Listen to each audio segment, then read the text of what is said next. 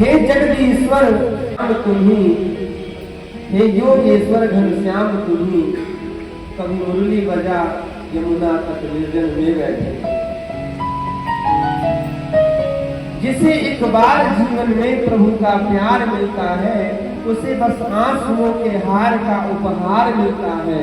न पूछो इस दिल की बेकली का हाल क्या होता, न तन से प्राण जाते हैं न प्राणाधार मिलता है। भला किसको दिखाए जो मर्ज बढ़ती हुई मंजिल, न तन से प्राण जाते हैं न प्राणाधार मिलता है।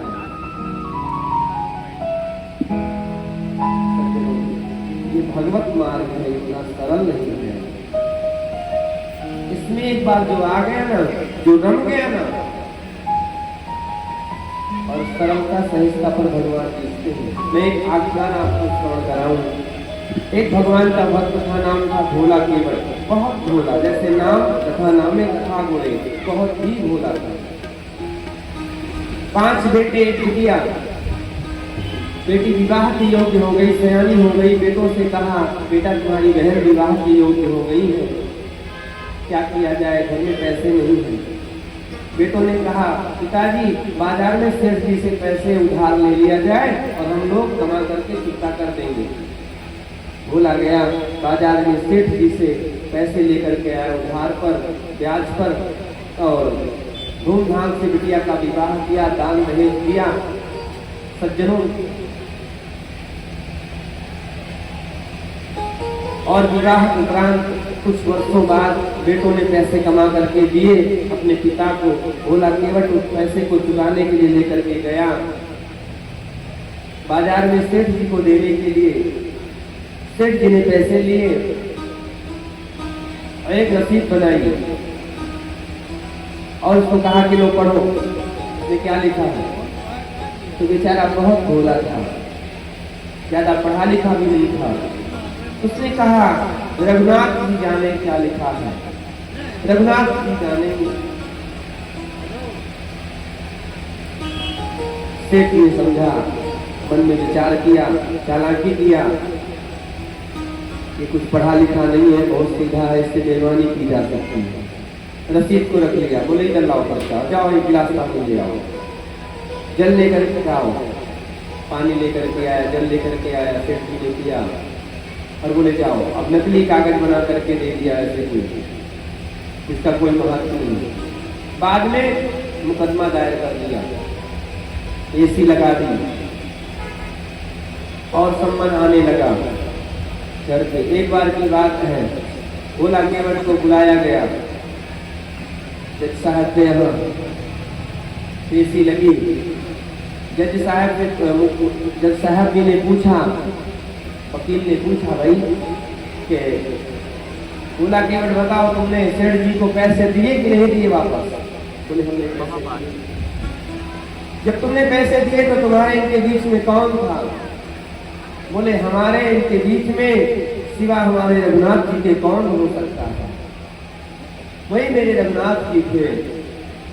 जज साहब को लगा कि कोई रघुनाथ जी इनके मित्र होंगे। कहाँ रहते हैं वो। बोले हमारे गांव के बाहरी का मंदिर है, वहां वो रहते हैं। जज साहब को लगा कि गांव के बाहर कोई मंदिर होगा और उस मंदिर के पुजारी जी का नाम रघुनाथ होगा और वह इनके मित्र होंगे। सम्मन लिख दिया।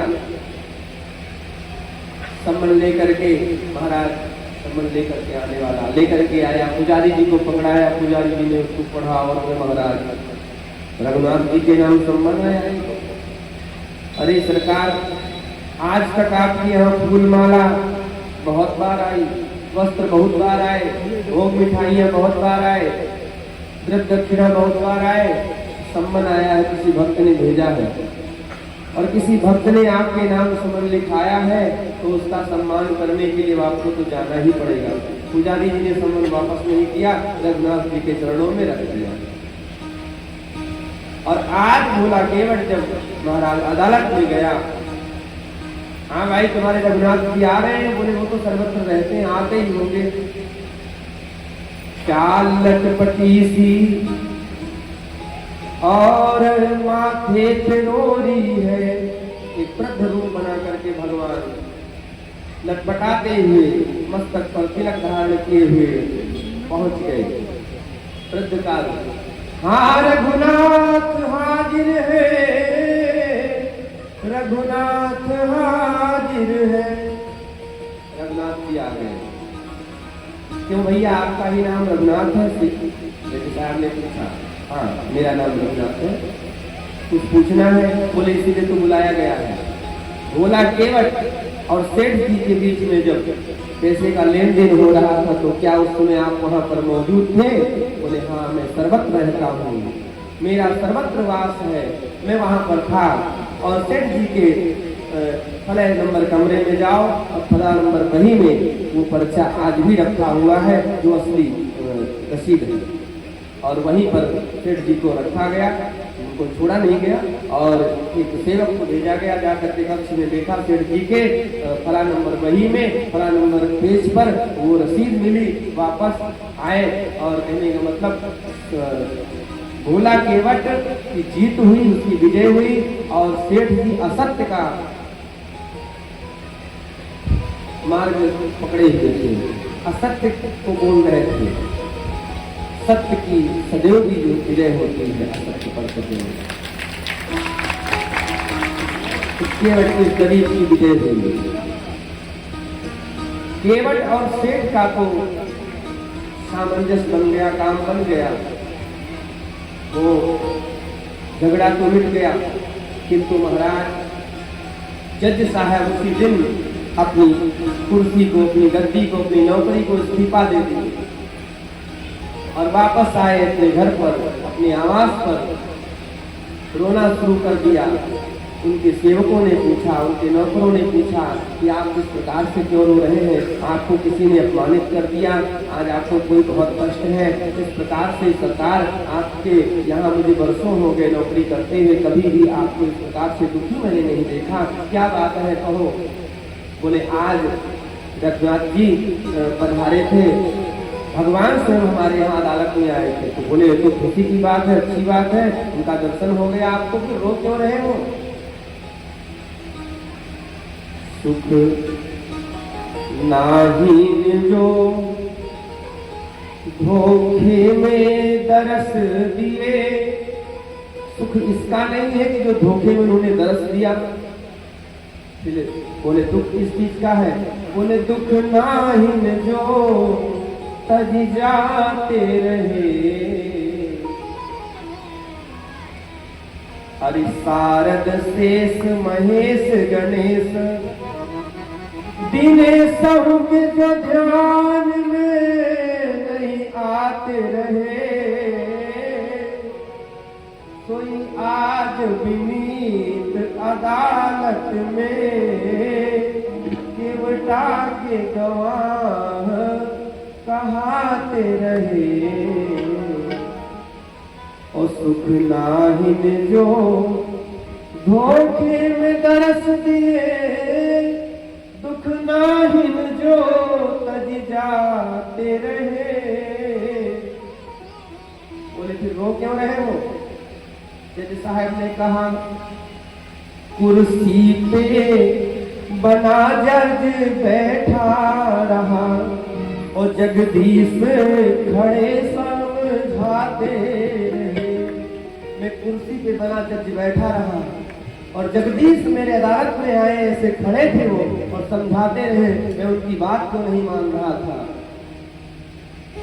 जज साहब रोने लगे और उन्होंने अपने पद को त्याग किया। इसी पद की वजह से आज रघुनाथ को मैं नहीं पहचान पाया। मुझे उसी समय गद्दी से उतर जाना चाहिए था, उन्हें साष्टांग प्रणाम करना चाहिए था। घर बार संसार को छोड़ करके महाराज में वृंदावन धाम चले गए। गली गली डोलते, भगवान के मंदिर में दूर से दर्शन भगवान का करते, भगवान के समक्ष नहीं जाते, भगवान के मंदिर में नहीं जाते हैं। और वो कहते उनका भाव है, आ तो गया हूँ, अरे आ तो गया हूँ मगर जानता हूँ मैं तेरे दर पे आने के काबिल नहीं हूँ। आ तो गया मगर जानता हूँ तेरी मेहरबानी का है बोझ इतना जिसे मैं उठाने के काबिल नहीं हूँ। मैं आ तो गया हूँ मगर जानता हूँ तेरे दर पे आने के काबिल नहीं हूँ। और एक बात जज साहब कहते हैं सरकार खतावार हूँ मैं गुनहगार हूँ तेरे दर पे आने के काबिल नहीं हूँ। मैं आ तो गया हूँ मगर जानता हूँ तेरे दर पे आने के काबिल नहीं हूँ। ऐसा सच्चा भाव ऐसा सच्चा हृदय हो तो भगवान न दूर है और न दुर्लभ है तो हमारे पास।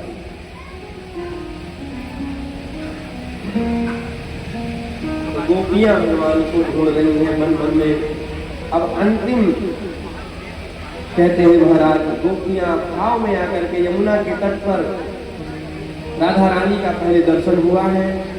भगवती का दर्शन जीव को पहले होता है। भगवती जिसके ऊपर कृपा कर दे भगवान को उसके ऊपर कृपा करना ही पड़ता चाहे जैसा अधम जीव हो। ऐसा ग्रंथों ने कहा।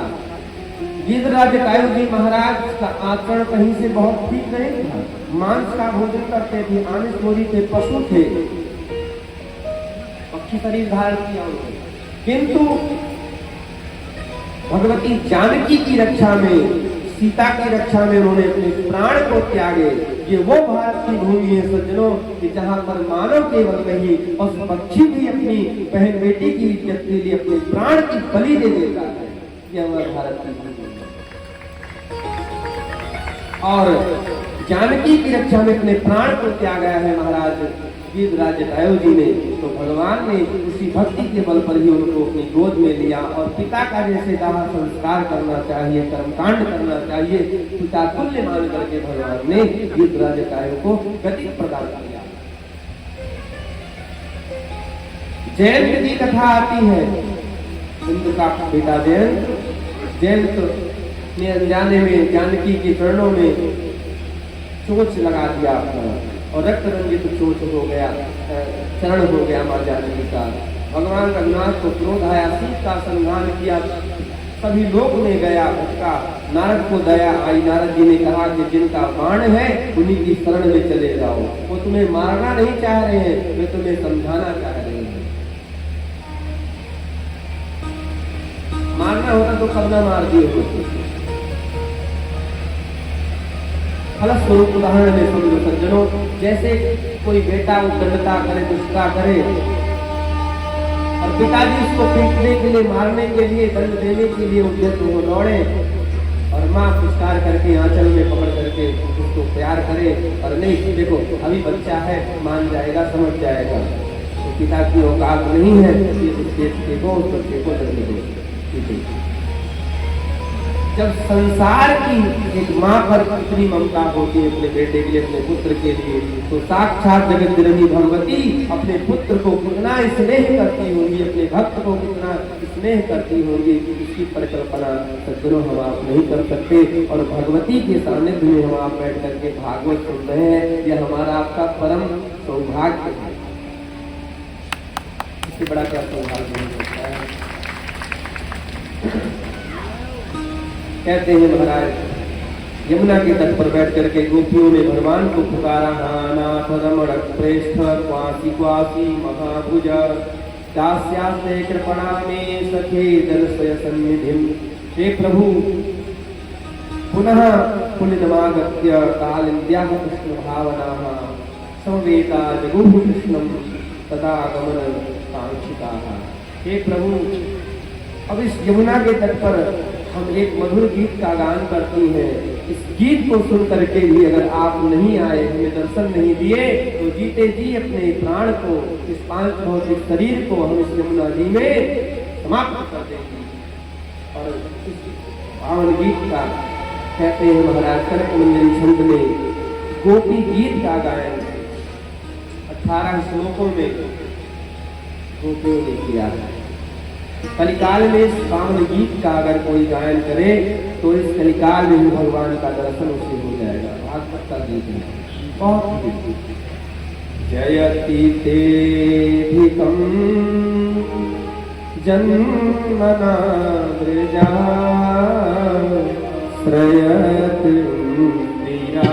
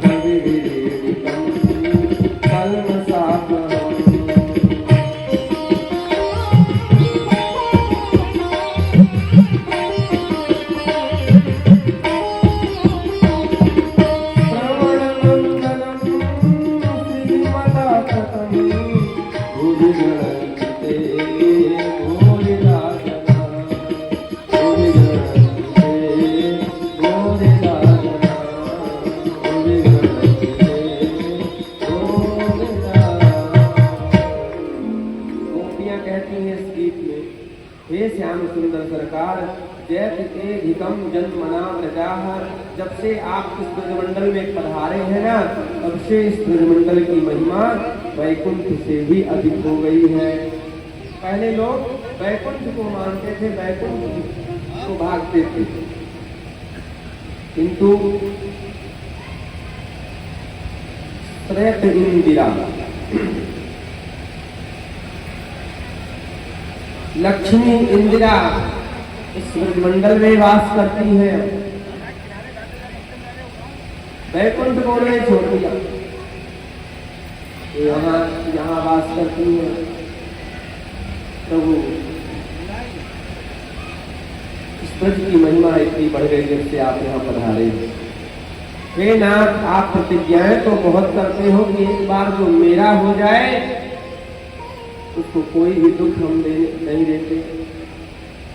राम भगत मणिपुर बस जाके दुख नवलेस न सपने उठाके।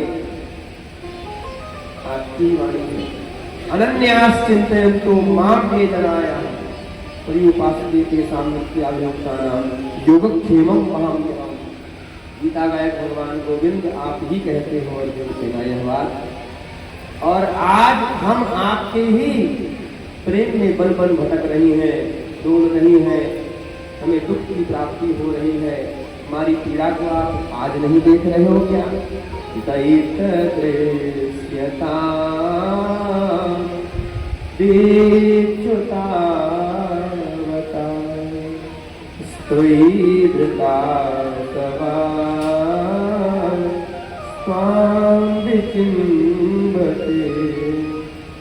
हे श्याम सुंदर, जैसे आकाश के चंद्र का दर्शन करके ही कमल का पुष्प पुष्पित होता है, खिलता है, और आकाश के चंद्र यदि दर्शन न दे तो कमल का पुष्प मुरझाया हुआ रहता है। हे सरकार, ऐसे हमारा भी यह मन रूपी सरसिज विकसित नहीं हो पा रहा है जब तक आपका दर्शन नहीं हो रहा है। मुरझाया हुआ है यह सरदुदासये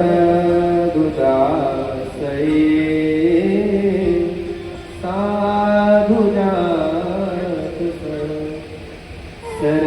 सरसिजोदरा श्रीमुषा।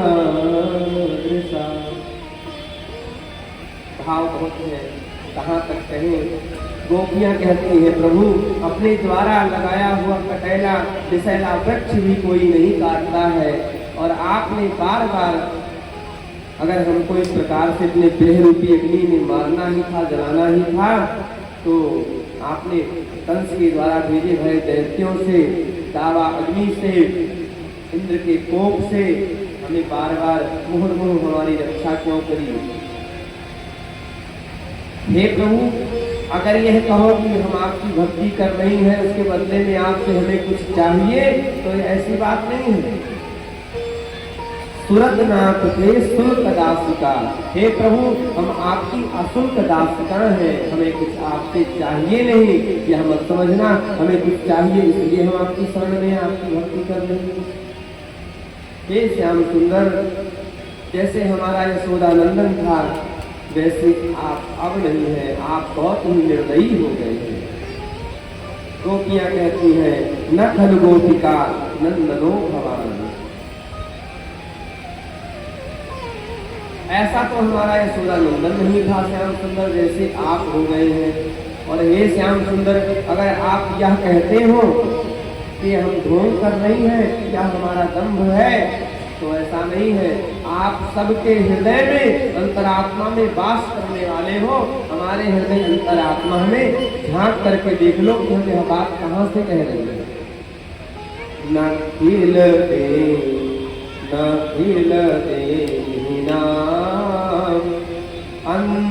अंतरात्म दृक, आप अंतरात्म दृक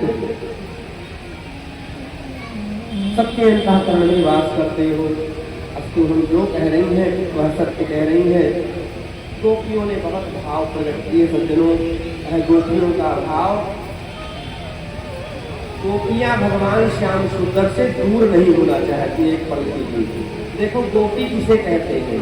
गोभी इंद्रिय भी कृष्ण रसन पिबती इति गोपी, जो अपने समस्त इंद्रियों से कृष्ण रस का पान करे, उसी जीव का, उसी भाई का, उसी बहन का, उसी व्यक्ति का नाम गोपी है। गोपी कोई स्त्री नहीं है, गोपी कोई पुरुष नहीं है, केवल गोपी एक भाव है। गोपियां अपने नेत्रों से श्याम सुंदर का दर्शन करती हैं, कानों से भगवान की कथा सुनती हैं, हाथ से भगवान के लिए मक्खन बनाती उनका पूजन करती हैं, चरण से उनके धाम की परिक्रमा लगाती हैं, समस्त शरीर के अंग प्रत्यंग से भगवान का भजन जो करे, भगवान में अपने इंद्रियों को जो लगा दे, वही जीव गोपी है। सच कर से कर्म करम विधि नाना, मन राखो जहाँ कृपा निधाना। मन संसार में देने रखने की चीज नहीं है। गोपियां कहती हैं प्रभु अपना साथ न चलाओ, आपके साथ हम रहना चाहते हैं। वो तेरे संग में रहेंगे, वो तेरे संग में रहेंगे, ओ मोहना तेरे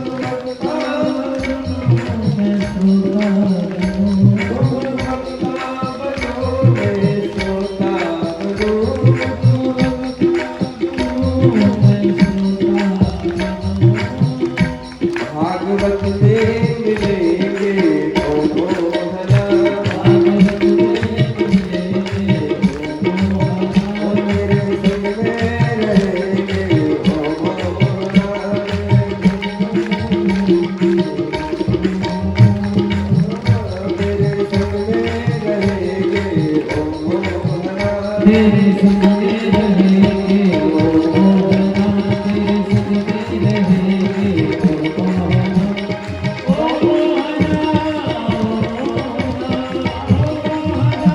मोहना,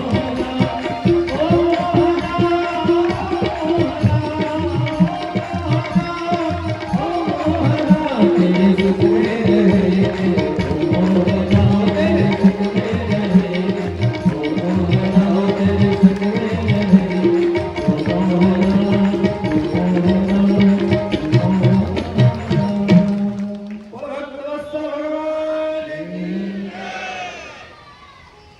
तेरे संग में रहेंगे ओ मोहना। भगवान गोपियों के भाव प्रकट हो गए। एक स्वर में गोपियां रोना शुरू कर देती थी। देखो सज्जनों, एक स्वर में गाना तो संभव है यदि संगीतक की, तो गाना तो संभव है, किंतु एक स्वर में रोया कैसे जाता है? गोपियों ने यहाँ पर एक स्वर में रोया। इति गोप्यः लगायन्त्यः प्रलपन्तश्च चित्रधार रुरुद्रुः सुस्वरं राजन् कृष्ण दर्शन लालसा। कृष्ण के दर्शन की लालसा में गोपियां एक स्वर में रोने लगी। भगवान सुखदेव कहते राजन परीक्षित, संसार का रोना अलग अलग का होता है, लेकिन जब भक्त भावुकता में भगवान के मंदिर में भगवान के लिए रोते हैं तो वह एक ही स्वर होता है, तुमेव माता च पिता तुमेव, तुमेव बन्धुश्च सखा तुमेव, तुमेव विद्या द्रविणं तुमेव, तुमेव सर्वं मम देव देवा। इस श्लोक का अगर एक रूप से निकले सबके तो एक ही अर्थ होगा। भाई सबके माता पिता भगवान है, वसुदेव कुटुंबकम। तो एक स्वर में रोया भी जाता है। और देखो, संसार का हंसना सज्जनों उस दिन भूल जाओगे जिस दिन भगवान के प्रेम में, भगवान के मंदिर में, भगवान के समक्ष रोना तुम्हें आ जाएगा। भगवान के लिए जिस दिन रोना तुम्हें आ गया, भगवान की भक्ति का, वो रोने का सुख जो है। कबीरा हंसना छोड़ दे, रोने से कर प्रीत, जिन्ह रोया तिन पाइया, प्रेम किया रे मीत। वो हंसने में वो सुख नहीं है जो भगवान के मंदिर में भगवान की सुरक्षा बैठकर बोली है।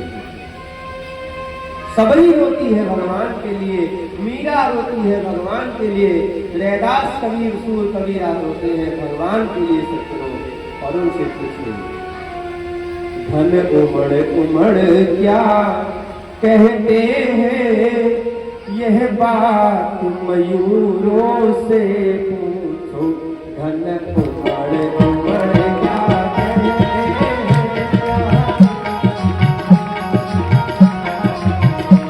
धन उमड़ उमड़ क्या कहते हैं, यह बात मयूरों से पूछो।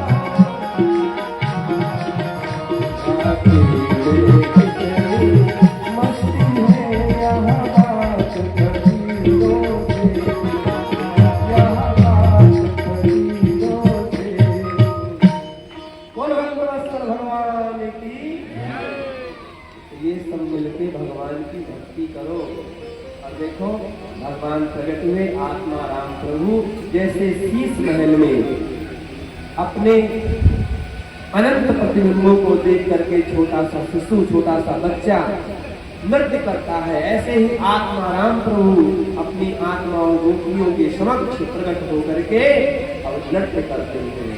इस पावन महाराज में महाराज देवाधिदेव महादेव भगवान शिव बाबा भी आए हैं। गोपियों ने कहा बाबा यहाँ पर पुरुष प्रवेश वर्जित है।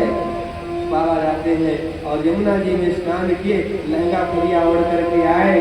भगवान गोपेश्वर नाथ का स्वागत कृष्णचंद्र सरकार रास राशेश्वर ने किया। आइए मेरे गोपेश्वर नाथ, आपका स्वागत।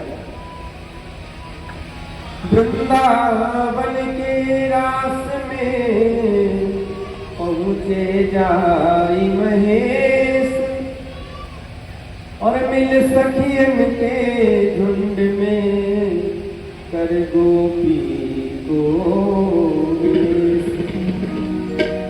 नारायण ब्रजभूमि को सुरपति नावत मात निहाई गोपी भये श्री गोपेश्वर नाथ। बोल विश्वनाथ भगवान की। गोपेश्वरनाथ गोपी बन गए। तो महाराज की कथा को यहीं पर हम हृदयंगम करते हैं सज्जनों। अब आगे के प्रसंग में सुदर्शन नाम के गंधर्व का भगवान ने उद्धार किया, युगल गीत का गायन किया है, गोपियों ने अपना भाव प्रकट किया, इसकी कथा आती है। एक बार की बात है, श्री नारद जी महाराज कंस के भवन में गए और बोले कंस आजकल क्या चल रहा है, क्या कर रहे हो तुम? बोले महाराज इसमें बहुत ही ज्यादा दुख के दिन हमारे चल रहे हैं।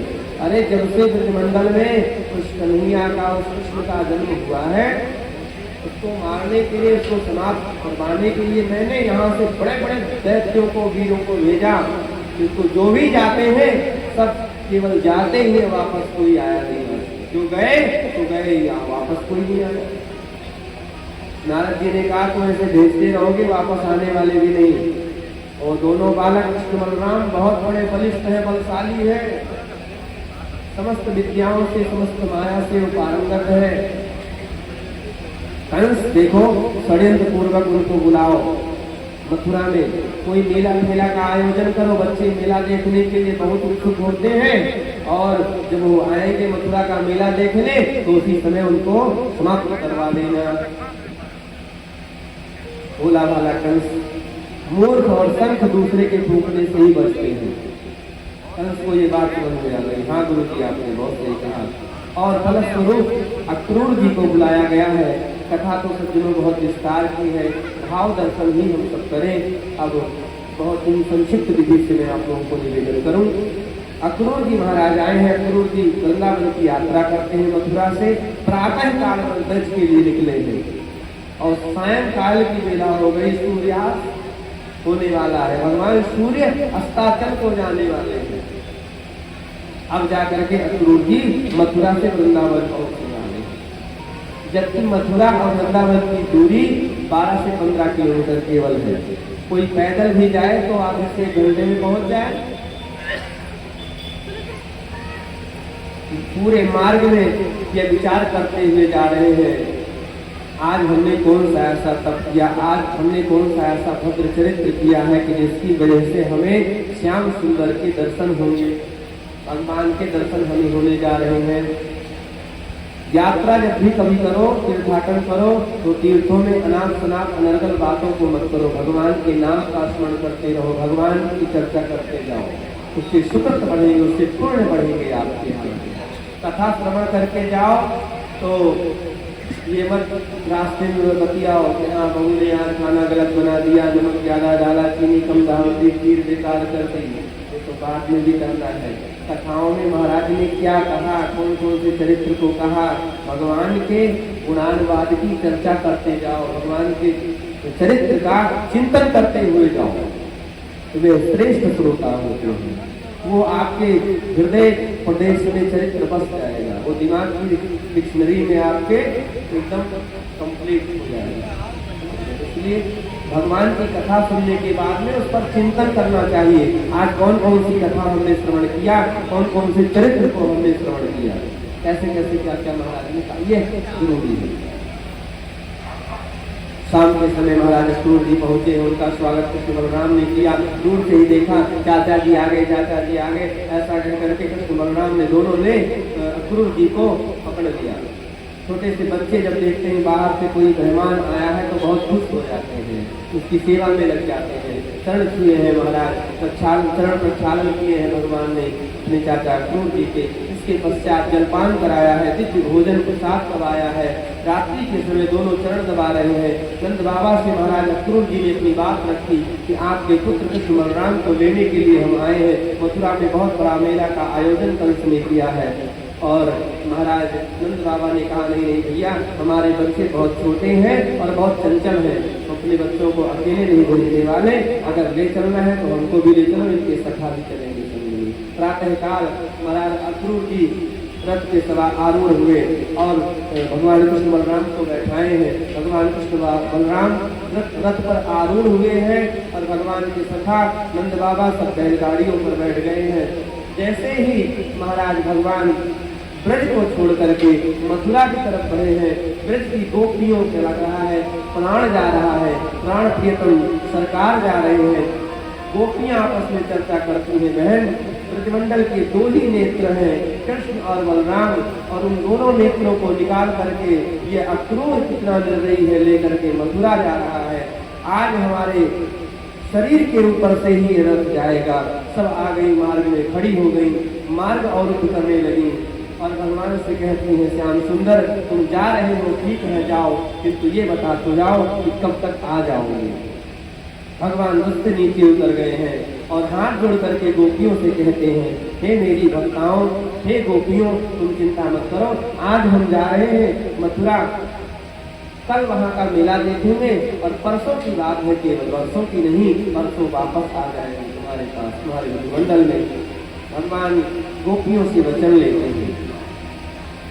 गोपियां कहती हैं, सरकार ठीक है, आप जाने की बात कर रहे हो जाओ, पर याद रखना आना है आपको।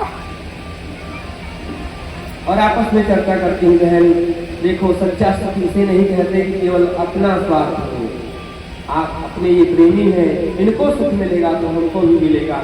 ये ब्रज को मथुरा जा रहे हैं, छोड़ करके ब्रज को, ब्रज छोड़ करके मथुरा को जा रहे हैं। मथुरा की सुंदरियां इनका दर्शन करेंगी और मथुरा का दर्शन ये करेंगे, सुंदरियों का दर्शन करेंगे, अपने भक्तों का दर्शन करेंगे, इन्हें सुख मिलेगा। प्रेमी को अपने प्रेमी के सुख में सुख की कामना करना चाहिए, यही सच्चा सुख है, और नहीं तो फिर स्वार्थ हो गया अगर अपना ही सुख देखना लगे। गोपियों ने भगवान को छोड़ा है। इधर भगवान जैसे ही मथुरा में आए हैं, जय जयकार हो गई चारों तरफ से। अरे भैया देख देख कन्हैया आए गए, तो छोटो तो सुंदर तो छोरा आए गए, याने ही कृष्णा को मारे हैं। अरे महाराज प्रणाम, व्रत अघासुर बकासुर रेणुकासुर बड़े बड़े दैत्यों को यानी मार दियो, कैसे मारे हुए को। एक ने कहा भैया यानी केवल दैत्यों को ना है, 7 कोस वाले गोवर्धन बाबा को अपनी कनिष्ठ का उंगली पर उठा रखो है। ऐसा छोरा पहलवान आए गयो, कितो सुंदर है और कितो छोटो है, और पहलवान कितना बड़ो है। ये ऐसी सब चर्चा कर रहे। भगवान के सखा बोले भैया कन्हैया या तो मथुरा में कहीं कछु ज्यादा जयकार दिखा सुनाई पड़ रही है, कछु रिश्तेदारी मालूम चलेगा। भगवान बोले भैया पतो रहेगा, अरे ये हमारे मामा को गांव है, मामा के गांव में आए हैं, मामा के घर आए हैं। भगवान के सखा बोले भैया कन्हैया पहले बताते कि मामा के यहाँ जा रहे तो हम भी ना पंठन करके बढ़िया सुंदर वस्त्र पहन करके आते। अब तुम्हारे मामा के सामने भी ढोंगा ना लगेंगे। भगवान बोले काहे बात की चिंता करते हो, हमारे मामा के यहाँ कछुआर की कमी थोड़ी ना है। और पूरी नारायणी सेना ऐसी जा रही थी कि महाराज सामने से कंस का धोबी अपने सर पे गट्ठर पूरा वस्त्रों का लेकर के आ रहा था, मूछों देता हुआ। मालिक से भी ज्यादा चपरासी जो होता है ना, उसकी अकड़ होती है। तो सामने से आ रहा था, दो ही भगवान ने दूर से देखा और कहा मामा जी प्रणाम, मामा जी राम राम। पास में आया कोई और, कौन हो तुम? तो कैसे बोले मुझे मामा? अरे भैया कि हमारे मामा को गाँव है, यहाँ के महाराज कंस जो है मेरे मामा है, तो मामा को गाँव है भैया, तुम मिले तो तुमको भी मामा कहते, जहाँ मिले मामा को मामा के गाँव में जो मिले तुम सबरे मामा, तो जाना कि हमने मामा कह दिया तो कौन सो अपराध कर दियो। अच्छा तो तुम कृष्ण बलराम हो क्या? बोले हाँ हाँ हम कृष्ण बलराम है, मेरे सखा है ये सब। बोले जाओ जाओ तुम्हारे मामा तुम्हारे स्वागत के लिए बैठे, मुझे सब पता है कब तुम्हें बुला रखे हैं। भगवान ने कहा सारी बात जानते हो मामा जी, तो फिर एक सेवा कर दो कि हमारे ब्रजवासी ने पुराने वस्त्र पहन के चले आए, फटे पुराने गैया चराने वाले कपड़न में, इनको अपने गठर से अपनी वस्त्र ले लो, पहन करके सुंदर लगेंगे। तो अभी ने कहा गैया चराने वाले का माल गुआरे, राजा महाराजा ने के वस्त्र कहीं देखे भी हो तुम पहनोगे लगे? तो जो इस प्रकार की गांठ लगाई तो भगवान को क्रोध आयो, तो भगवान एकदम करा महाराज व रजक में दियो और उसके सर जाके करके दूर गिरे, गोविंदाय नमो नमः, गट्ठर गिरो दूर। और भगवान बोले भैया सखा जल्दी से अपने अपने वस्त्र छाट लो। अब सब वस्त्र में महाराज सखाओं ने वस्त्र महाराज छाटे पहने चकाचक, छोटे छोटे भगवान के सखा दुबले बदले और वस्त्र महाराज राजा मुंडे तगड़े खाने पीने वालों के वस्त्र। वस्त्र कितने भी कीमती हो, कितने महंगे हो, इससे मतलब नहीं, वस्त्र फिटिंग का होना चाहिए, अच्छा तभी लगता है। सखा सब बोले भैया का नहीं आते ऐसे तो पहले ही हम थे, ये तो पूरे पूरे ऐसे लग रहे भैया पूरे रास्ता साफ कर रहे, हमारे शरीर से वो बड़े हैं। बोले चिंता मत करो, अरे ज्यादा बड़े हुए तो थोड़े थोड़े उठा लो ऐसे ऐसे। अब पूरी नारायणी सेना ऐसे महाराज अपने अपने वस्त्रों को उठा करके दोनों हाथ से जा रही थी, आगे आगे सरकार पीछे पीछे सब भगवान के सखा बोले भैया कन्हैया बहुत बड़ी बेइज्जती होएगी। अरे इतने ऐसे तो हम पहले ही थे, अब तो ऐसे लग रहे जैसे पूरे पूरे हैंगर से टंगे हो। हम बोले चिंता मत करो, अभी कुछ उपाय और करेंगे प्रबंध। चल रहे थे तो कहते महाराज एक दर्जी अपनी दुकान से ये करामात नाटक देख रहा था, दौड़ करके आया, आगे अगवानी किया सरकार यदि आपकी आज्ञा हो तो आपके सखाओं के वस्त्र में हम फिटिंग कर दे। भगवान बोले भैया सुब्रत शीघ्रम, जल्दी करियो भगवान करो भलो करे। हुआ दर्जी ने फटाफट सब सखान के भगवान के वस्त्र सेट किए और फिट करके पहना दिए। भगवान बोले हाँ दर्जी साहब बोलो अपने नाम। दर्जी साहब ने हाथ जोड़े और बोले महाराज अभी धोबी जी को क्या इनाम मिला, हमने देखा आपकी तो कृपा बनी रहे, हमें इनाम की का हुआ। पहनने ओढ़ने में बहुत ठीक था, अब वस्त्र तो बढ़िया मिल गए पर गले में माला के बड़े शौकीन होते हैं। तो माला कैसे मिले? एक सुदामा नाम के माली ने भगवान के सखाओं को भगवान को माला पहना करके स्वागत किया और वो माला माल हुआ। जो भगवान को माला पहनाता वो माला माल होता है।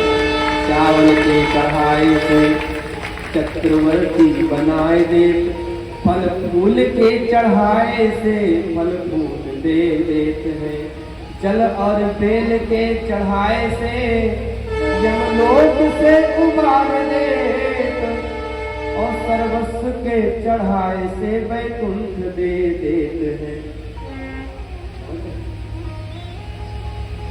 भगवान की पूजा कायते होती है, न जल से होती न फल से होती है। भगवान की पूजा तो भैया या सब श्रृंगार है। वस्तुतः भगवान की पूजा पूजा की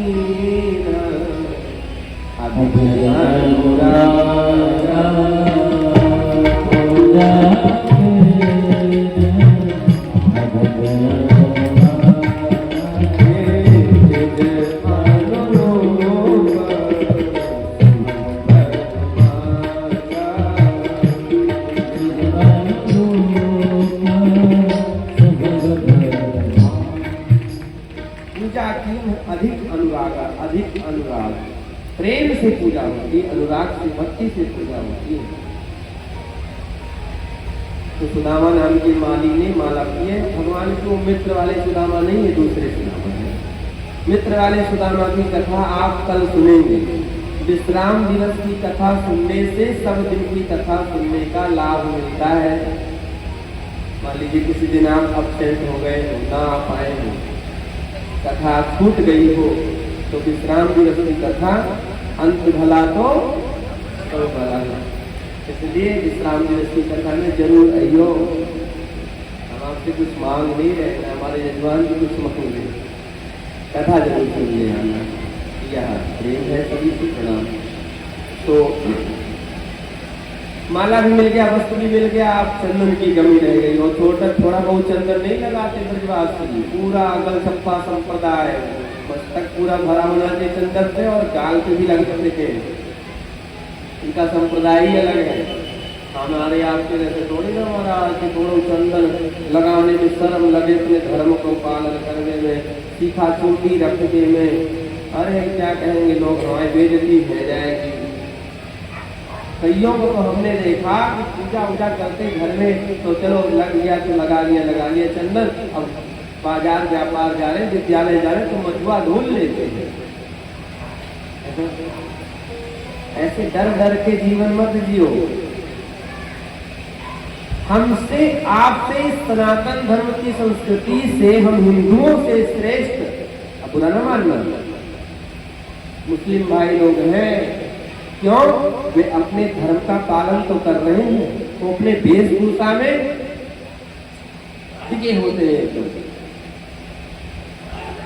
कितना गरीब का गरीब होगा मुस्लिम, लेकिन 5 टाइम का नमाज जरूर अदा करेगा। और हमारे आपके पास में गरीबी हो, अरे भैया खाने खाए जाए, हम कैसे पूजा पाठ करें, कैसे ये करें, जैसे अपने बच्चों को सनातन संस्कृति का धर्म सिखाओ। दैनिक भगवान सूर्य को अर्घ दे, भगवान शिव का अभिषेक करें, स्वस्ति वाचन का पाठ करें।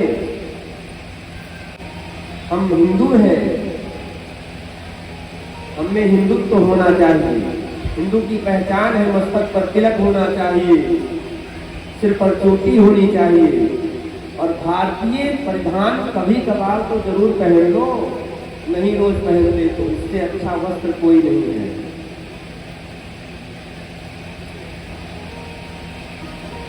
दुनिया में कूट अनेकों है, पर चित्रकूट सा कूट नहीं। दुनिया में सूट अनेकों है, पर धोती कुर्ता सम सूट नहीं। दुनिया में नाम अनेकों है, पर राम नाम तो नाम नहीं। समझ रहे हैं? और दुनिया में लूट अनेकों है, पर राम नाम तो लूट नहीं। के भाव तो एक 3-4 जगह से बेचारी कुबड़ी चंदन का कटोरा हाथ में लिए हुए महाराज कंस के भवन के सामने से, दरवाजे के सामने से ही निकल रही थी। और तब तक भगवान ने देखा अपने सखाओं के संग में उसको, तो आवाज लगाया, अरे सुंदरी जी, नेक सुनती हो, इधर तो आओ। अब उसने अपने जीवन में पहली बार सुंदरी शब्द सुनो भैया, और पास में आके खड़ी है गई और बोली, सरकार काय को हमारा उपहास कर रहे हो, हम कहाँ से आपको सुंदरी लग रही है? अरे हम तो 3-4 जगह से टेढ़ी है, लोग हमको पूजा कहते हैं। नहीं नहीं देवी, आपने हमारा मंतव्य नहीं समझा, हमने आपका उपहास नहीं किया है, हमने आपका परिहास नहीं किया है, हमने आपके अंतःकरण, आपके मन की सुंदरता को देखा है। मैं तन की सुंदरता पर नहीं रीझता, मैं तो मन की सुंदरता पर रीझता हूँ। ये भगवान का और भगवान ने इसका परिचय पूछा, अपना परिचय बताया है। शैरंगी नाम की मैं दासी हूँ महाराज, दास्याहम सुंदरम अंशसम्मता त्रिविक्र नामना हर्नुले पुत्रमणि मद्भावितम भोजरते प्रियम विना युवाम को मस्तदरहति। मेरा नाम महाराज शैरंगी है। यहाँ के महाराज राजा कंस को मेरे हाथ का घिसा हुआ चंदन बहुत प्रिय है। मेरे रात का बिता हुआ चंदन ही वे धारण करते हैं अपने मस्तक पर। सरकार आपकी आज्ञा हो तो आपके सखाओं को भी लगाए देऊं। भगवान ने करे अरे देखियो भी पूछ करके, अब उसने फटाफट सबको चंदन लगाए भगवान के सखान को, और भगवानों के सामने कटोरा लेकर के खड़ी हो गई। सरकार आज्ञा हो तो आप को लगाए देऊं। भगवान बोले बिल्कुल देरी न करो, और उसने भगवान को भी चंदन दिए। अब सब सखा चुटकी लेते हुए बोले भैया कन्हैया क्या कि चंदन के कटोरा तो हमने सबने पूरे साफ कर दिए, और जियो लियो बच्चों बेचारी को कछू ना। भगवान बोले चिंता काहे को कर रहे हो। अब भगवान ने उसको जाके एक चरण पर अपना श्री चरण रखा, उसके कमर पर अपना एक हाथ रखा, और उसके घोड़ी पर दाढ़ी पर अपना एक हाथ रखा, और एक जोर का झटका भगवान ने मारा, और कहते हैं महाराज 3 जन्म की कुबड़ी परम सुंदरी हो गई। और श्याम सुंदर भगवान की ऐसे भगवान श्याम सुंदर है, जो भगवान को इत्र पुष्प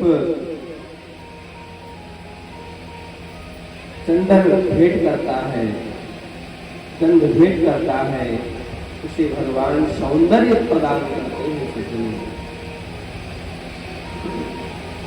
इसके बाद में समय नहीं है, तो पहले आपके हाथी का भगवान ने उद्धार किया, धनुष का भंजन किया, उस सभा में प्रवेश किए जहाँ पर पापी कंस बैठा हुआ है, उसकी सिंहासन बना करके अनेक जीव और भी जो भगवान के भक्त हैं कहाँ कहाँ कैसे बैठे हैं, किस किस भाव से। देखो भगवान एक ही है, दर्शन करने वालों की भावनाएं हैं। जागी रही भावना जैसे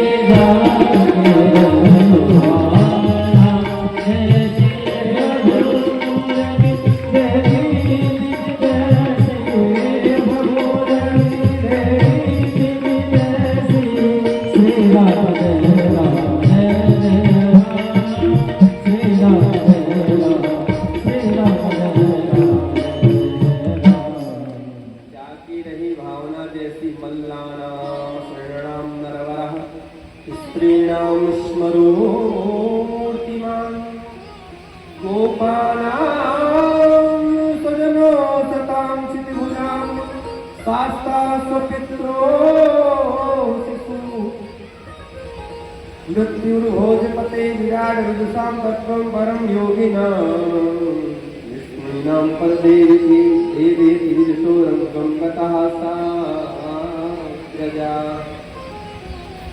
बड़े बड़े मल्ल युद्ध करने वाले शल्य कौशल्य पुष्टिक चारों को भगवान ऐसे लग रहे जैसे साक्षात नृसिंह आ रहे हैं, और इनके सामने तो खड़े होने लायक भी हम नहीं, उनसे युद्ध क्या करेंगे। तो लग रहा है भूमि को छोड़ के अभी भाग जाएंगे, और जैसे डर गए कांप गए।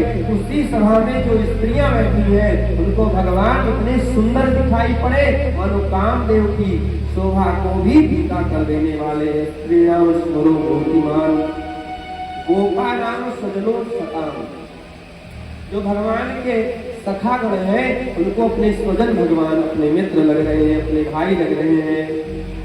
शास्ता सुपुत्रो शिशु, उसी सभा में देवकी वसुदेव एक तरफ बैठे हैं, उनको अपने शिशु अपने बालक अपने बच्चे भगवान दिखाई पड़ रहे हैं। देखो देखो इस पापी कंस को कोई समझाने वाला भी नहीं, इतने बड़े बड़े पहलवानों से मेरे बच्चों को लड़ाने के लिए धूल उतारने के लिए जा रहा है।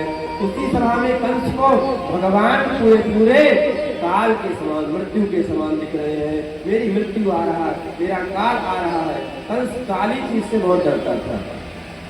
दाल खाते समय भोजन करते समय अगर काला जीरा भी दिख जाए तो भोजन का थाल हटा देता।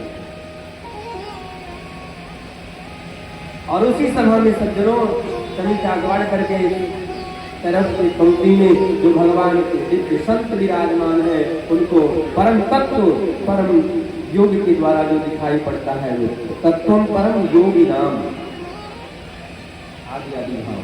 और भगवान ने थोड़े ही समय में कंस के समस्त योद्धाओं को समाप्त किया। शल्य कौशल्य मुश्किल चारों को कृष्ण बलराम ने समाप्त कर दिया। उच्च सिंहासन पर चढ़ गए। पापी कंस जहाँ पर था उसके केस को पकड़ करके भगवान सीधे नीचे गिरा दिए और उसके वक्षस्थल पर भगवान सवार हो गए और पापी कंस कहता है कन्हैया, हे श्री कृष्ण हमें छोड़ दो, हमें छोड़ दो, हमने बहुत अपराध किया है, हे कृष्ण छोड़ दो। भगवान ने कहा कंस मामा मैं जल्दी जीव को छोड़ता नहीं, मैं पहली बात तो जीव को जल्दी पकड़ता नहीं और एक बार पकड़ ले तो छोड़ता नहीं, मेरी पकड़ बहुत मजबूत है। और दूसरी बात याद करो, मेरी माता देवकी के केस को आपने जब पकड़ा था, आपने जो भी मन में विचार किया था, क्या उसको आपने छोड़ा, क्या उसको आपने त्याग किया? मेरे 6 भाइयों को आपने जब पकड़ा था तो क्या आपने उन्हें छोड़ा? आपने उन्हें मृत्यु दंड दिया था, आपने उन्हें समाप्त कर दिया था। इतना कहने के बाद भगवान ने कंस के सीने पर बहुत जोर का प्रहार किया और कंस का प्राणांत हुआ। और कंस मर्दन भगवान की कंस का प्राणांत हुआ। बहुत परेशान कर रहा था 3-4 दिन से गया। इतना जल्दी मारने वाला कंस को वक्ता नहीं मिलेगा, बहुत जल्दी कर रहे हैं, इतनी जल्दी कर रहे हो तो आप लोगों का ही पीछा करना होगा।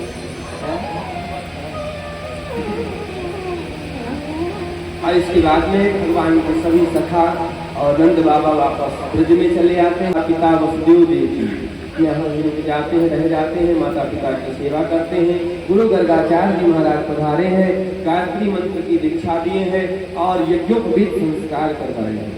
जिस दुजाति का, जिस विप्र का यज्ञोपवीत संस्कार नहीं हुआ, यह दुज कहलाने का अधिकृत नहीं, अधिकारी नहीं है। ब्राह्मणों का सर्वश्रेष्ठ संस्कार है यज्ञोपवीत। सज्जनों, आज बहुत ही विडंबना हो गई है यज्ञोपवीत की। क्षत्रिय वैश्य की कौन कहे, ब्राह्मण भैया भी यज्ञोपवीत का पालन नहीं करते। सभी लोगों को यज्ञोपवीत रहना चाहिए जिनका यज्ञोपवीत होता है। ब्राह्मण क्षत्रिय वैश्य इन तीनों का यज्ञोपवीत क्रमशः होना चाहिए। ब्राह्मण को यदि अपने बालक को तेजवान बनाना हो तो 9 वर्ष के भीतर यज्ञोपवीत होना चाहिए। क्षत्रिय को अगर तेजवान अपने बच्चे को बनाना है तो 18 वर्ष के भीतर ही यज्ञोपवीत होना चाहिए। 22 वर्ष के पहले ही यज्ञोपवीत हो जाए। यज्ञोपवीत का मतलब है कि 16 वर्ष से पहले 16 वर्ष से पहले बालक ब्रह्मचारी कहलाता है, ब्रह्मचर्य का पालन करे। और इसके पश्चात गुरु के आश्रम में भगवान विद्या अध्ययन करने के लिए गए थे। भले ही राजा के पुत्र हैं तो क्या होगा, भगवान भी पढ़ने गए। पहले की जो विद्या हमारी होती थी, गुरुकुल होते थे, वेद शास्त्र के जो हमारे मूल विद्या हमारी है उन्हें पढ़ाया जाता था गुरुकुलों में, और सब लोग समान रहते थे विद्यालय में, गुरुकुल में। और विद्यार्थी अपने घर आने को नहीं पाता था गुरुकुल से, जब तक विद्या पूर्ण न हो जाए तब तक वह ब्रह्मचर्य का पालन करता था। इसलिए हमारी विद्या और हम श्रेष्ठ होते थे, हम मेधावी होते थे, जीवन पर्यंत वो हमारी विद्या हमारा साथ देती थी। आज के समय की विद्या की विडंबना हो गई। विद्यार्थी गुरु में गुरुत्व की भावना का दर्शन नहीं करता है। गुरु का कैसे कद्र करना चाहिए, गुरु की इज्जत कैसे करनी चाहिए, गुरु का सम्मान कैसा होना चाहिए, विद्यार्थी भूल गया। इसलिए विद्या भी पूर्ण नहीं प्राप्त कर पाता है। गुरु गृह पढ़ने गए रघुराई, अल्पकाल विद्या सब पाई। भगवान अल्पकाल में सारी विद्याओं को और थोड़े समय में प्राप्त कर लिया। क्यों? गुरु की सेवा वो करते थे। आज विद्यार्थी गुरु की सेवा नहीं करता, माता पिता की सेवा नहीं करता, ब्रह्म मुहूर्त में प्रातः काल उठता नहीं है, विद्या के प्रति परिश्रम नहीं करता। देखो हमारे अंदर विद्या कैसे आएगी, जब अपने श्रेष्ठ को, अपने से बड़े को प्रणाम करेंगे, उनकी सेवा करेंगे। अभिवादन शीलस्य नित्यम वृद्धोपसेविना चत्वारि तस्य वर्धन्ते आयु विद्या यशो बलम। ये चारों वस्तु हमारे बढ़ते हैं जब हम अभिवादन करते हैं, अपने से बड़े को प्रणाम करते हैं। आज प्रणाम करने की परंपरा खत्म हो गई। कई बार तो लोग कहते हैं और गुरु, समझ नहीं आता कि हम लोगों को गुरु को प्रणाम कर रहे हैं कि आशीर्वाद दे रहे हैं। आप गुरु, हाँ महाराज। कई बार तो लोग ब्राह्मणों से ऐसा व्यवहार करते हैं कि महाराज पानी पिलाने वाला नौकर का उससे ज्यादा सम्मान है। पंडित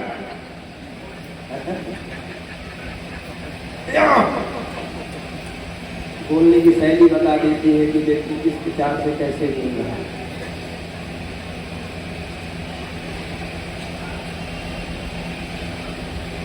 जरूर इसमें परिवर्तन होना चाहिए। मैं यह बात इसलिए नहीं कह रहा कि हम लोग हंसे, अपने बच्चों को बढ़िया संस्कार दें, प्रणाम किया जाए।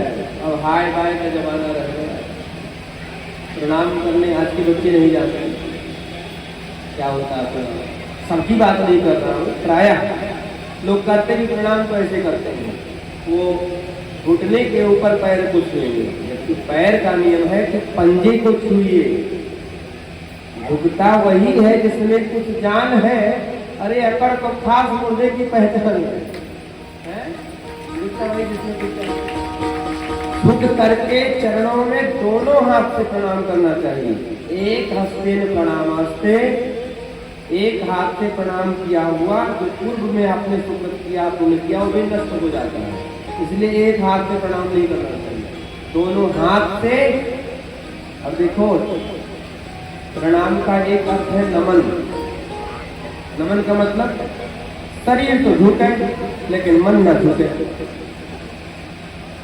मनो झुके तब है हुआ नमन, तभी तो माना जाएगा।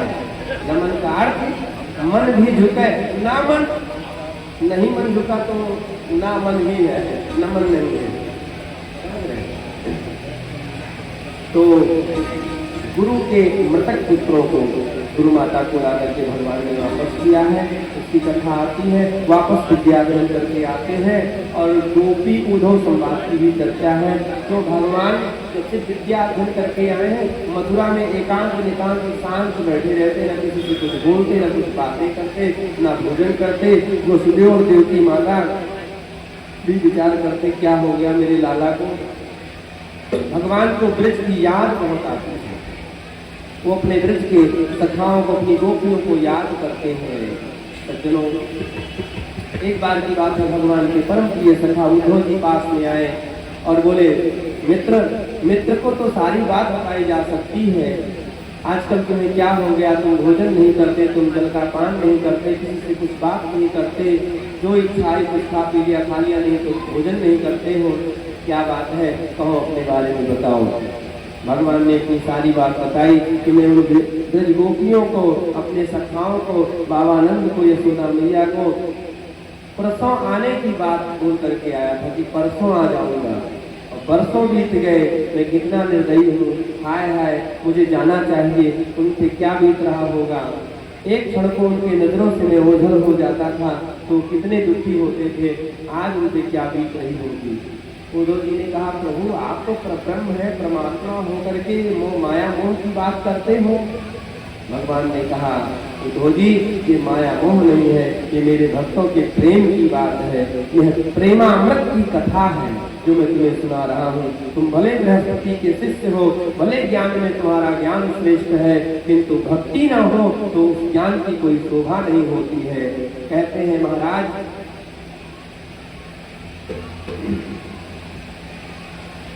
समाज में, संसार में कोई व्यक्ति कितना भी महान हो जाए, काम से रूप प्रताप दिनेश से सोम सुसेन गणेश से माने, हरिश्चंद्र से सांचे बड़े जिसे मघवा से महीप, सुखते मुनि सारद ते वक्ता, तो ऐसे भय तो कहाँ तुलसी जो पे राजीव लोचन राम न जाने। यद्यपि ऐसा संभव नहीं है, कोई सोचे कामदेव जैसा मैं सुंदर हो जाऊं, तो कामदेव जैसा कोई सुंदर नहीं, अपनी सुंदरता का कोई इंतजार करे तो। सूर्य से ताप, सूर्य भगवान के जैसा किसी का ताप नहीं है, और चंद्रमा से जैसा कोई शीतल नहीं है, हरिश्चंद्र से ज्यादा कोई सत्य बोलने वाला नहीं। अपने आप को कोई सोचे कि महाराज हमसे बड़ा सत्यवादी कोई नहीं है, यद्यपि हरिश्चंद्र से बड़ा कोई सत्यवादी हो जाए तो संभव नहीं है। सूर्य से ज्यादा कोई सोचे कि हमारा ताप है, संभव नहीं है। गणेश से माने, गणपति गणेश से बड़ा माननीय कोई नहीं है, प्रथम पूज्य गणपति है, यद्यपि कोई अपने आप में हो जाए। इतनी उपलब्धियों को प्राप्त भी हो जाए। और देखो सुखदेव मुनि, कोई महात्मा अगर सोचे कि मेरे जैसा कोई महात्मा नहीं, उसको अपने महात्मापन का अभिमान हो जाए, तो सुखदेव जैसा कोई महात्मा नहीं।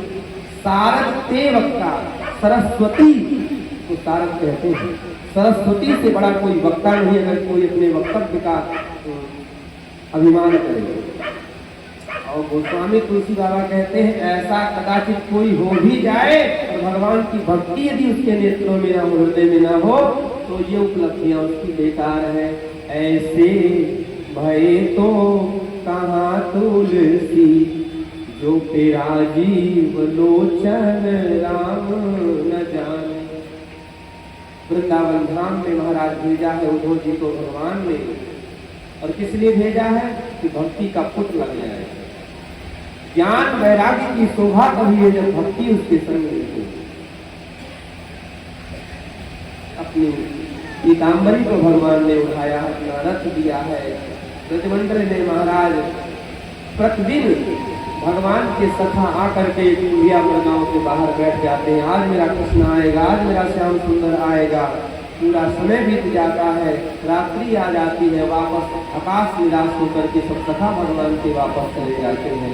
एक दिन की बात है, उद्धव जी महाराज जैसे ही पहुंचे हैं तो सब सखा देख करके दूर से ही रथ को प्रसन्न हो गए, खुश हो गए, उठ करके दौड़े भगवान की तरफ। और कुछ तो कहते हैं जाओ जाओ तुम, हम नहीं जाएंगे, वो बहुत निर्दयी है, बहुत सताने के बाद आया है और हम उससे नहीं मिलेंगे। और जब देखते हैं सब सखा चले ही जा रहे हैं तो वो भी जाते हैं दौड़ करके। जा करके दूर से देखते हैं, पास में जैसे गए तो देखते हैं कि अरे नहीं नहीं भैया, हमारा भ्रम था, ये तो कृष्ण नहीं, ये तो कृष्ण जैसा है कोई आया। पास में गए, पूछे भैया आप कौन है? बोले हमारा नाम उद्धव है, हम वृंदावन आए हैं दर्शन करने के लिए, मथुरा से भगवान कृष्ण ने हमको भेजा है। भैया नंद बाबा के भवन का पता बताओगे क्या? बोले पता पूछने की जरूरत नहीं है सरकार, जब से भगवान कृष्ण छोड़ करके गए इस ब्रज को, नंद बाबा यशोदा मैया इतना रोते हैं उनकी याद में कि एक जल की धारा बह गई है, उसी धारा को पकड़ लेना, आप नंद भवन तक पहुंच जाओगे।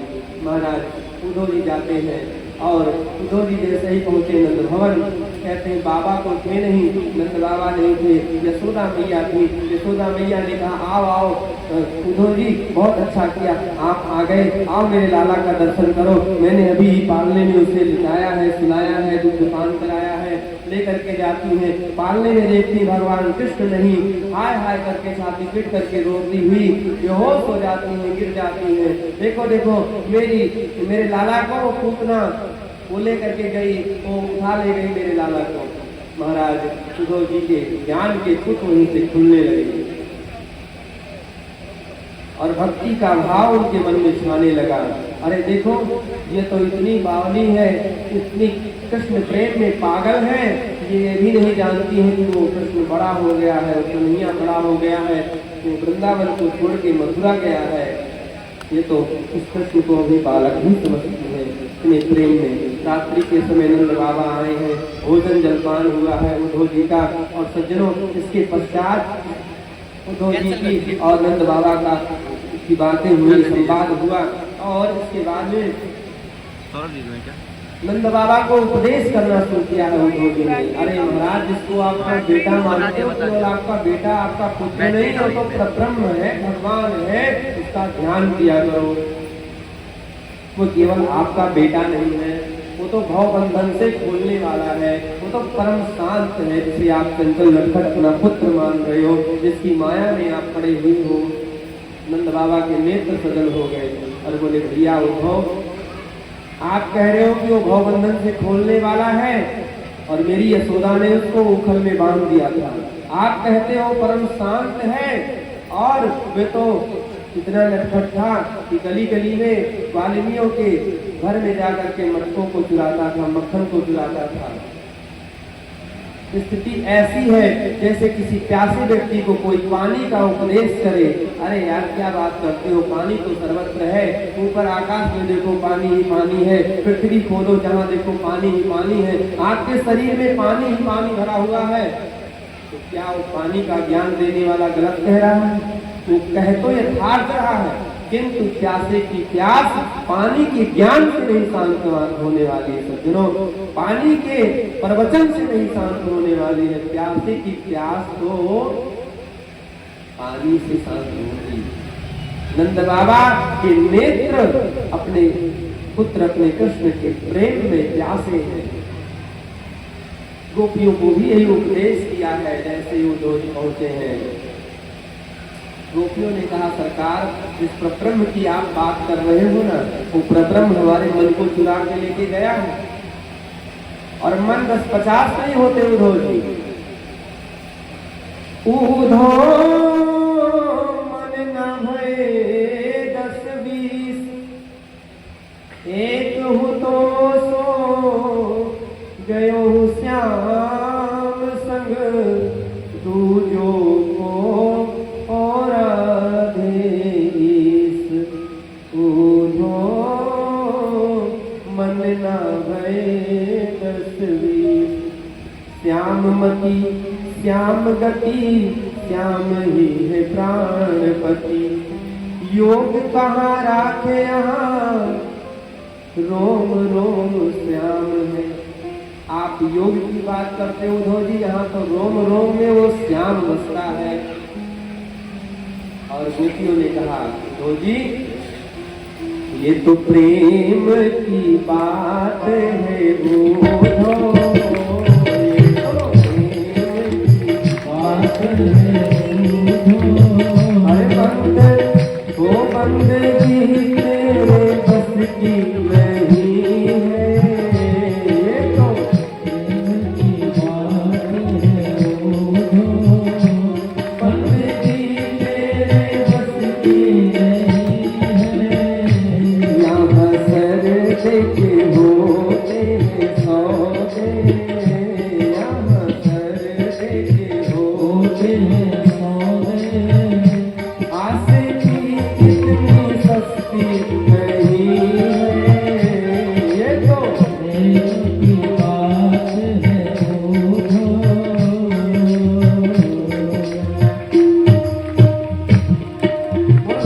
भगवान की भजन गाने का अवसर नहीं है तो बहुत ही सुंदर भाव, लेकिन फिर कभी प्रभु की इच्छा हुई तो विस्तार हो जाए भावों का।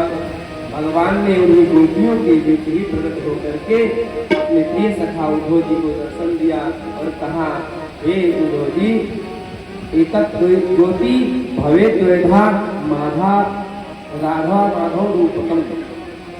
जैसे ही एक ही ज्योति के दो लौह हो जाते हैं, ऐसे ही एक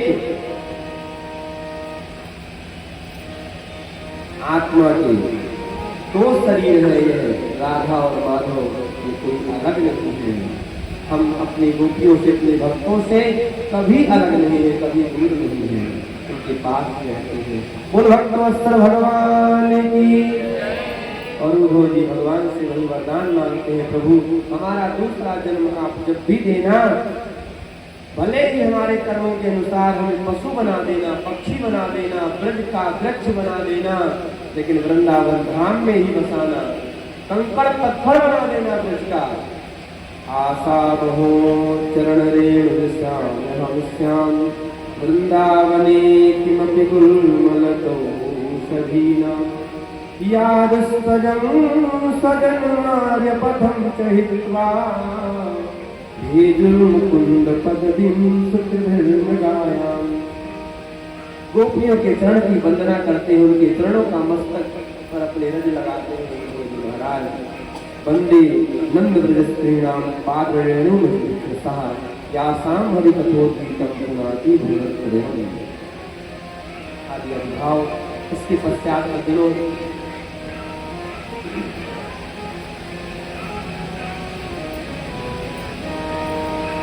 कंस का जब भगवान ने उद्धार किया अपने मामा का। कंस की दो पत्नियां हैं, अस्थि और प्राप्ति। और जब वह वैधव्य में प्राप्त हुआ, अपने मायके गई, अपने पिता जरासंध को अपने वैधव्य का कारण सुनाया। जरासंध क्रोध में हुआ और क्रोध में आकर के तेज अक्षोणी सेना के साथ में उसने भगवान के ऊपर प्रहार कर दिया। कहते हैं महाराज 17 बार तो जरासंध हारता गया, 18वीं बार ब्राह्मणों को अपने यहाँ बैठा दिया अनुष्ठान पर, और बोला महाराज अब की बार अगर मैं जीत गया युद्ध में तो माला माल हो जाओगे, और समझ लो अगर हार गया तो तुम्हारी खैर नहीं रहेगी। अब भगवान प्रबल प्रेम के पाले पड़कर अरे प्रभु को नियम बदलते देखा, अपना मान भले टल जाए पर भक्त का मान न टलते देखा। अपने मान को त्याग दिया भगवान ने, अपना अपमान भले हो जाए, अपने भक्त का अपमान न हो। ब्राह्मणों के यश को बनाने के लिए भगवान आज युद्ध भूमि में हार को स्वीकार कर लिया। यद्यपि क्षत्रिय कभी पीठ नहीं दिखाता है युद्ध भूमि में, और जो युद्ध भूमि में पीठ दिखाता हो क्षत्रिय नहीं। महाराज भगवान ने अपने भैया बलराम जी से कहा, भैया बलराम आज हमारी इच्छा है कि रणभूमि को छोड़ दिया जाए, अब इच्छा नहीं है इससे लड़ने की। अरे 17 बार हार गया और फिर देखो ये कैसा है जरासंध, फिर वापस चला आ रहा है युद्ध करने के लिए, इससे नहीं लड़ना। बलराम जी ने कहा अरे क्या बात कर रहे हैं कन्हैया, कितने लोग बेइज्जती करेंगे, रण छोड़ कहेंगे। भगवान बोले जहां पर खीर चोर माखन चोर आदि आदि नाम है वहां 2-4 नाम और बढ़ जाएंगे। और कहते हैं महाराज जरासंध पहुंचा, भगवान कृष्ण बलराम प्रभुफल पर्वत पर चढ़ गए, प्रभुफल पर्वत पर इसने आग लगवा दिया और यह समझ गया कि दोनों भाई जल करके समाप्त हो गए होंगे। इधर जा करके अपने ब्राह्मणों को सम्मान करता है, इधर भगवान समुद्र के बीचों बीच टापू के ऊपर द्वारिकापुरी का निर्माण करते हैं, और द्वारिकापुरी का निर्माण करके भगवान द्वारिकाधीश बन करके वास कर रहे हैं। सम्राट परीक्षित कहते हैं, सुखदेव भगवान कहते हैं राजन परीक्षित भगवान की अनंत कथाएं हैं, और आज 60वां दिवस विश्राम की तरफ है, एक दिन और बचा हुआ है, बोलो क्या सुनना चाहते हो, अपनी इच्छा प्रकट करो। राजा परीक्षित ने कहा गुरुजी भगवान की बहुत कथाएं आपने श्रवण कराया, बहुत अच्छा लगा, बहुत बहुत आपको धन्यवाद। अब हमें तो इच्छा है कि भगवान का विवाह हुआ है 16,108, तो आज बहुत देर हो रहा है, एक विवाह को सुना ही दीजिए और कल 107 विवाह सुना देना। तो भगवान का रुक्मणी मंगल हम लोग श्रवण करें। भगवान भीष्मसुता रुक्मणी मृतिरानना राक्षसेन विधानेन उतैमैति स्मृतम्। कुंदनपुर के राजा है महाराज श्री भीष्मक, 5 पुत्र है, कन्या कोई नहीं है घर में। राजा श्री भीष्म को नाम विदर्भाधिपतिर्महान, तस्य 5 पुत्रा कन्यका चावरानना। एक बार की बात है, गंगा जी स्नान करने के लिए महाराज भीष्म गए, और वहां पर गंगा जी का स्नान करके जब वापस आ रहे थे तो घाट पर एक कन्या को देखा, रो रही थी। विचार किया मन में कि हमारे यहाँ पुत्र कई है, 5 पुत्र हैं, कन्या कोई नहीं है, चलो इसका कौन होता है, मैं ही तो ही हूँ। अब इसको लेकर के आए, कन्या को घर पे पालन पोषण किए, बड़ी हुई, नाम रखा है रुक्मणी। संतों का भाव है, शास्त्र का भाव है कि भागवत जी में अष्टम स्कंध में समुद्र मंथन से लक्ष्मी जी का प्रादुर्भाव हुआ, मतलब गंगा जी से ही लक्ष्मी जी प्रकट भई, और गंगा जी के तट पर ही रुक्मणी मिली है भीष्म जी को। तो यह रुक्मणी कोई और नहीं, साक्षात लक्ष्मी देवी का अवतार है। वो लक्ष्मी नारायण भगवान की। एक बार की बात है, भीष्म महाराज अपने पुत्रों के साथ बैठे थे, बोले बेटा तुम्हारी बहन रुक्मणी विवाह की योग्य हो गई है, सयानी हो गई है, मेरी इच्छा है क्यों ना उनका विवाह कर दिया जाए। अब बेटे बोले कहाँ पर कर रहे हो बहन का विवाह पिताजी? बोले हमें द्वारिकाधीश श्री कृष्णचंद्र बहुत जचते हैं, रुक्मिणी के योग्य है, स्वरूप की सुंदरता बराबर है, सौम्यता बराबर है, इसलिए जोड़ी होनी चाहिए विवाह का। देखो विवाह बिटिया का कहाँ करना चाहिए? जहाँ पर ज्यादा धन हो, ज्यादा वैभव हो, ज्यादा खेती बाड़ी हो, ज्यादा बंगले हो, ज्यादा मोटर कार हो, वहाँ करना चाहिए। स्वामी तुलसीदास जी कहते हैं, जो घर वर होई अनूपा, करिए विवाह कहाँ अनुरूपा। पिता के अनुरूप घर वर यदि मिले, वर मिले तो विवाह करना चाहिए। जो कुल घर वर होई अनूपा, करिए विवाह पिता अनुरूपा। समझ रहे हैं? पुत्री का विवाह केवल धन देख करके मत करो। पुत्री को केवल दहेज, रुपया पैसा, गाड़ी मोटर बंगला फर्नीचर मत दो। सबसे बड़ा दहेज क्या है कन्या का? सबसे बड़ा दहेज है संस्कार।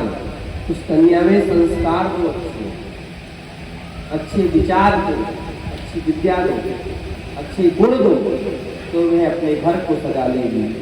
विचारों के गुलदस्तों से, विचारों की भावनाओं से, विचारों की फूल की लड़ियों से वे अपने घर को सजाएंगे।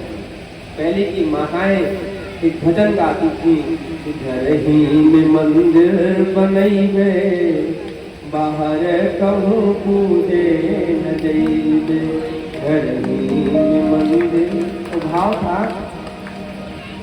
सास के दुर्गा, ससुर जी के शंकर, और पति जी के विष्णु बनैबे, अनंत कहूँ पूजे। समझ रहे? परिवार में ही भगवान का दर्शन कर लेंगे, ऐसे भाव ये सामंजस्य। बेटों ने कहा, पिताजी अरे उस भगोड़े से मैं अपनी बहन का विवाह कभी न करने वाला। सब तो मान गए, पर बड़ा वाला बेटा रुक्मी तनतना के खड़ा हुआ, बोला बेटा पिताजी ऐसा कभी नहीं हो सकता मेरे रहते ही। अच्छा भाई कोई बात नहीं है, तेरी जहाँ इच्छा वहाँ करना बहन का विवाह, पर किसी को आप शब्द नहीं बोलना चाहिए। और करके रुक्मी गया, एक आधे डेढ़ घंटे के बाद घूम करके आया, बोला पिताजी परसों बारात आ रही है और तैयारी करिए। कहाँ से बारात आ रही है, कितनी जल्दी रिश्ता तय करके आ गया, किसके साथ में? ये विवाह हो रही है, कोई गुड़िया बिट्टा का खेल हो रहा है, तो बिटिया का विवाह कहाँ पर तय कर दिया बहन का? बोले पिताजी मेरा निर्णय ऐसे वैसे नहीं रहता, तेज गंभोर महाराज चेदी नरेश शिशुपाल के साथ में अपनी बहन का विवाह तय करके आओ। पक्का है रिश्ता, परसों बारात आ जाएगी गाजे बाजे के साथ में, शिशुपाल बारात को लेकर के ठीक समय पे आ जाएगा, सगाई चढ़ाने की तैयारी। सब तो महाराज विवाह की तैयारी करने लगे। रुक्मिणी के नेत्र सजल हो गए, रोने लगी, अपने भाभियों के पास जाकर के बैठ करके अपनी बात को सुनाया। कथाओं में सुन सुन करके भगवान गोविंद के गुणानुवाद को मैं उनको अपने हृदय प्रदेश में बता चुकी हूँ, मैं उन्हें अपना प्राण प्रीतम मान चुकी हूँ। भाभी बोलो मुझे क्या करना चाहिए? भाभियों ने कहा बहन रुक्मिणी तुम एक काम करो, भगवान गोविंद के नाम एक पत्र लिखो। अगर वे भी तुमसे हृदय से प्रेम करते होंगे और तुम्हारे इस प्रेम प्रस्ताव को स्वीकार करते होंगे करेंगे तो वो जरूर आएंगे। रुक्मिणी देवी ने एक पत्र लिखा और उस पत्र को पंडित जी को दिया। ये 7 श्लोक में पत्र है, 7 मंत्रों में। और भगवान का पत्र लेकर के ब्राह्मण द्वारिकापुरी जाते हैं उत्तर प्रदेश से, कुंदनपुर से, और भगवान उस पत्र को श्रवण करते हैं। उनके नेत्र सजल हुए, रुक्मिणी के दर्शन के लिए भगवान पधारे हैं।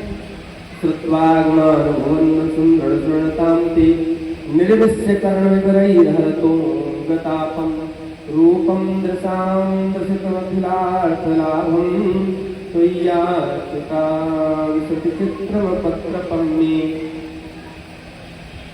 पत्र में लिखती है रुक्मिणी देवी, हे त्रिभुवन सुंदर, हे अच्युत भगवान, आपकी छटा को आज तक हमने देखा नहीं है, आपके गुण को केवल आज तक हमने सुना है, और सुन करके आपकी कथाओं को केवल हमने अपने हृदय में आपको प्राण प्रीतम मान लिया है, पति मान लिया है। हमारे भैया हमारा विवाह सुपाल के साथ तय कर दिए हैं और देखो परसों बारात भी आ जाएगी। हम नहीं चाहती हैं कि इस सिंह के भाग को कोई गीदड़ लेकर के जाए। आप प्रभु पधारिए, विवाह बेला के समय आप पधारिएगा तो मेरे भाइयों से आप कोई युद्ध आदि न करिएगा। सीधे आप, हमारे यहाँ की कुल की परंपरा है, कुंवारी कन्याएं देवी मंदिर के पूजन के लिए, देवी पूजन के लिए गांव के बाहर जाती है, नगर के बाहर जाती है। वहीं पर आप पधारिएगा मंदिर में ही और सारी बात ठाकुर जी बन जाएगी। अब इधर भगवान पधारे हैं, कहते हैं महाराज नगरवासियों ने जैसे ही देखा तो सब प्रसन्न हो गए और सबने कहा देखो देखो हमारी रुक्मणी की भाग्य जग गई, कितना सुंदर दूल्हा मिल गया। सबने कहा अरे चुप रहो, पुरुष वर्ग में माताओं को शांत दिलाया, ये अपने मेहमान है, द्वारिकाधीश है, बारात तो आई नहीं, दूल्हा तो आया ही नहीं। अच्छा गलती हो रही, कोई बात नहीं, हमारा जो भी सुकृत पुण्य है वो सब लग जाए पर रुक्मणी को या ही दूल्हा प्राप्त हो। इधर महाराज विष्णु की सगाई चढ़ाने के लिए थाल लेकर के जा रहे थे, तब तक गोपाल मिल गए और उन्हीं की सगाई चढ़ा दी। शिशुपाल आए नहीं थे। इधर रुक्मणी जी अनेक प्रकार के संकल्प विकल्प में पड़ी हुई है, न पंडित जी आए, न पत्र का कुछ संदेश आया, न द्वारिकाधीश आए, पता नहीं क्या होने वाला। बारात आने को हो चुकी है, तब तक देखती है रुक्मणी जी कि पंडित जी नाचते हुए और डंडा घुमाते हुए आ रहे हैं, मुस्कुराते हुए। आने वाले की चाल बता देती है कि काम को बना के आ रहा है कि बिगाड़ के आ रहा है। किसी कार्य को आप करने चलो और उस कार्य को करते समय प्रसन्नता हो तो समझो कार्य निसंदेह आनंद संपन्न होगा, अच्छा होगा। पंडित जी ने कहा देवी रुक्मणी जी आप चिंता मत करो, जिनके लिए आपने पत्र लिखा था उनको समेत लेकर के आया हूँ। रुक्मणी जी अपने सखियों के संग में सुंदर थाल सजाती हैं और गौरी माता के पूजन के लिए चलती हैं। भगवती के दरबार में हम आप विराजे हैं। आइए प्रेम पूर्वक सभी मीठी मीठी तालियों की सेवा के साथ में रुक्मणी का पूजन, रुक्मणी देवी के साथ में पूजन, भगवती का पूजन, पार्वती का पूजन, गौरी माँ का पूजन करते हैं। अरे चला हो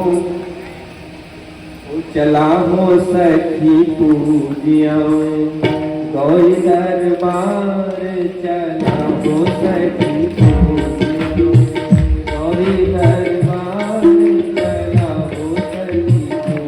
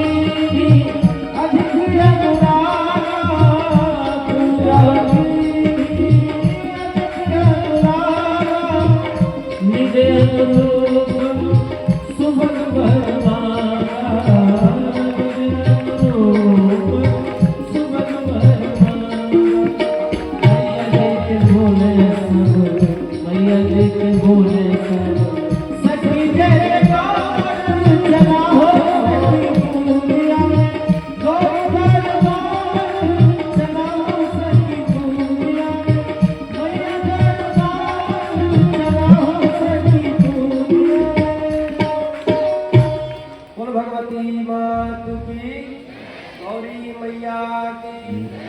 गौरी मैया के दरबार में सखियों के संग में महाराज रुक्मणी मैया गई हैं और दिव्य पूजन किया। माता की मूर्ति मुस्कुराने लगी, माता का स्वरूप, और भगवती के गले से माला हार निकल करके रुक्मणी देवी के गले में पड़ गया। कहते हैं पूजा कीन अधिक अनुरागा, निज अनुरूप सुभग वर मांगा। मन जाहि राज्य, भगवती ने आशीर्वाद दिया, ओ मन जाहि राज्य मिलहि सोबर सहज सुंदर।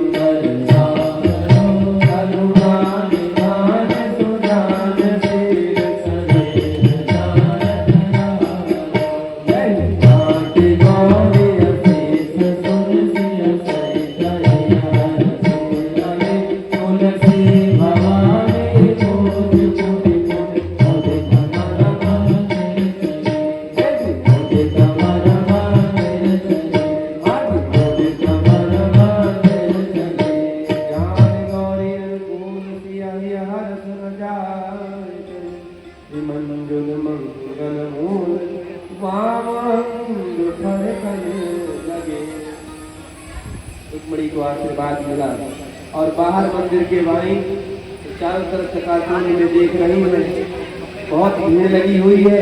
आज कई कुंवारी कन्याओं का विवाह होना है। सबके संगी साथी सहेली और सेवक आए हुए रक्षा के लिए, सुरक्षा के लिए। पूरा मंदिर प्रांगण खचाखच भरा हुआ है, जैसे यहाँ पर आप लोग खड़े हुए हैं, विराजे हुए हैं, ऐसे ही गौरी माता का मंदिर भरा हुआ है। इतनी भीड़ में उन श्याम सुंदर को मैं पहचानूं कि कैसे, क्योंकि आज तक उनको हमने देखा नहीं कि उनके बारे में सुना है। अब भगवान तो सबकी अंतरात्मा में वास करते हैं, सबको जानते हैं। भगवान ने देखा रुक्मणी व्याकुल हो रही है, भगवान ने दूर से ही हाथ उठा दिया और कहा रुक्मणी की चिंता मत करना, हम ही है। और इतना कहने के बाद भगवान ने अपनी दिव्य मोहिनी सब जीवों पर, वहां पर सब भक्तों पर डाल दिया। जो सेवा में सुरक्षा में आए थे उसमें भी डाल दिया। सब भगवान के सौंदर्य का दर्शन कर रहे हैं। कोई कहता देखो देखो भैया ये कितना सुंदर है, कोई कहता सुंदरता ही देखोगे, चरण में पादुका कितनी अच्छी पहन रखी, जैसे